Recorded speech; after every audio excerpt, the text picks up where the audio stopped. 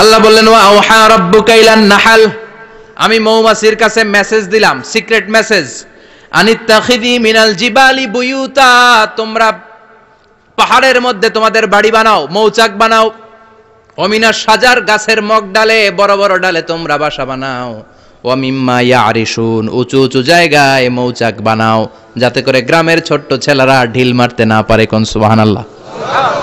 মৌমাছির আল্লাহ শিখাই দিছে, নিচু জায়গায় কোনোদিন মৌমাছির বাসা দেখবেন, নিচু জায়গায় সহজে নাগাল পাওয়া যায়, ধরা যায়, কথা কন, ডাল বে মগ ডালে ওঠা লাগে মধু খাইতে চাইলে, চিল্লায় বলেন ঠিক কিনা?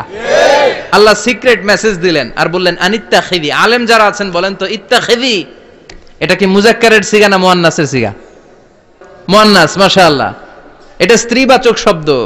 আল্লাহ মৌমাছিকে যে মেসেজ করছে পুরুষ মৌমাছিরে কয় নাই, এটা নারী মৌমাছিরে কইছে। চিল্লায় এখন সুবহানাল্লাহ।